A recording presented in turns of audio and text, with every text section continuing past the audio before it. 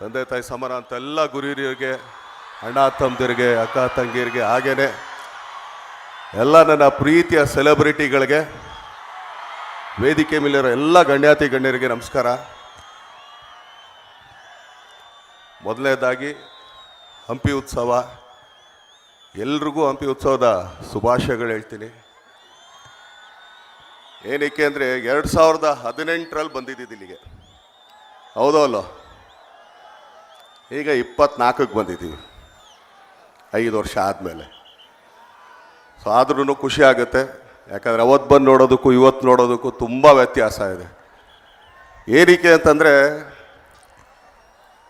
ಕೃಷ್ಣದೇವರಾಯರು ಆಳ್ದಂಥ ನಾಡಿದು, ಅವ್ರು ಕಟ್ಟಿದಂಥ ಸಾಮ್ರಾಜ್ಯ ಇದು.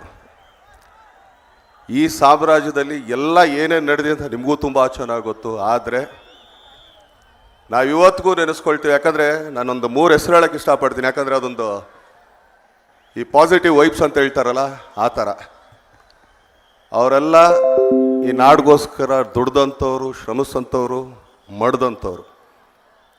ಅದು ಕೃಷ್ಣದೇವರಾಯರಾಗಿರ್ಬೋದು, ಸಂಗೊಳ್ಳಿ ರಾಯಣ್ಣವರಾಗಿರ್ಬೋದು, ಇಲ್ಲ ಅಂತಂದರೆ ಮಧುಕರಿ ನಾಯಕನೂ ಆಗಿರ್ಬೋದು. ನಾನು ಯಾವಾಗಲೂ ಆ ಜಾಗಗಳಿಗೆ ಇಲ್ಲ ಆ ಥರದ್ದು ಸಬ್ಜೆಕ್ಟ್ಗಳನ್ನ ಓದಿದಾಗಲಿ ಇನ್ನೊಂದಾಗಲಿ ಅವ್ರ ಆತ್ಮ ಎಲ್ಲೂ ಹೋಗಿರಲ್ಲ. ಯಾಕಂದರೆ ಅವ್ರು ತುಂಬ ಕಷ್ಟಪಟ್ಟು ಇಷ್ಟಪಟ್ಟು ಈ ರಾಜ್ಯನಿದ್ದವರು, ಇದನ್ನು ಕಡ್ದವರು, ಬೆಳೆಸ್ತವರು. ಅವ್ರ ಆತ್ಮ ಇಲ್ಲೇ ಯಾವುದೋ ಒಂದು ರೂಪದಲ್ಲಿ ಎಲ್ಲೋ ನಮ್ಮ ಕಡೆನೇ ಇರ್ತಾರೆ, ನಮ್ಗಳ ಜೊತೆನೇ ಇರುತ್ತೆ ಅದು. ಯಾಕಂದರೆ ಅವತ್ತೆಲ್ಲ ನಾವು ಮಾಡಿದ್ವಪ್ಪ ಎಲ್ಲ ಹೆಂಗಿದ್ದಾರೆ, ಚೆನ್ನಾಗಿದ್ದಾರೆ ಅಂತ. ಅದೇ ಥರ ಇವತ್ತು ನೀವುಗಳು ಇಷ್ಟು ಜನ ಸೇರಿದ್ದೀರ, ಅದು ಕೂಡ ಅದರಿಂದನೇ, ಅವನ ಪ್ರೀತಿಯಿಂದನೇ. ಯಾಕಂದರೆ ಪ್ರತಿಯೊಂದು ಊರಲ್ಲೂ ಕೂಡ, ಈಗ ಹಂಪಿ ಆಗಿರ್ಬೋದು, ಮೈಸೂರು ಆಗಿರ್ಬೋದು, ಖಂಡಿತ ಒಂದಲ್ಲ ಒಂದು ಈ ಥರ ಸಡಗರ ಸಂಭ್ರಮ ನಡೀತಾನೆ ಇರುತ್ತೆ. ಈಗ ಮೈಸೂರು ದಸರಾ ತಗೊಳ್ರಿ, ಇಲ್ಲಿ ಹಂಪಿ ಉತ್ಸವ ತಗೊಳ್ಳಿ, ಇಲ್ಲ ಉತ್ತರ ಕರ್ನಾಟಕದ ಇನ್ನು ಯಾವುದೇ ಭಾಗದ ತಗೊಳ್ಳಿ, ಪ್ರತಿಯೊಂದು ಕಡೆ ಏನೋ ಒಂದು ಉತ್ಸವ ನಡೀತಾ ಇರುತ್ತೆ. ಅದು ಯಾವತ್ತೂ ಕೂಡ ಆ ರಾಜ್ಯ ಆಳ್ದಂಥವ್ರ ಮೇಲೇ ಇರುತ್ತೆ, ಆ ಸುತ್ತನೇ ಇರುತ್ತೆ. ಸೊ ಆದ್ದರಿಂದ ನಾವು ಇಲ್ಲಿಗೆ ಸೇರಿರೋದಕ್ಕೂ ಕೂಡ ಬಲವಾದ ಒಂದು ಕಾರಣ ಇದೆ. ಏನಕ್ಕೆ ಇದನ್ನು ಹೇಳ್ತಾ ಇದ್ದೀನಿ ಅಂತಂದರೆ,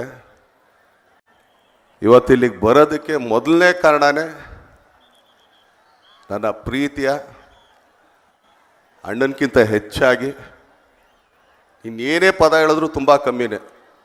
ನೀವೆಲ್ಲ ಆ್ಯಕ್ಚುಲಿ ಪ್ರೀತಿಯಿಂದ ನಮ್ಮನ್ನ ಬಾಸ್ ಅಂತೀರಾ, ನಾವು ಅವ್ರನ್ನ ಬೈ ಅಂತ ಹೇಳ್ತೀವಿ. ಅದು ನಮ್ಮ ಸಮೀರ್ ಬೈಗೆ ಹೋಗ್ಬೇಕು ಅಂತ ಹೇಳ್ತೀನಿ. ಏನಕ್ಕೆ ನ್ಯೂಸ್ ಫಸ್ಟ್, ನಿರ್ಭೀತಿಯಿಂದ ನಿಮ್ಮ ಪರವಾಗಿ.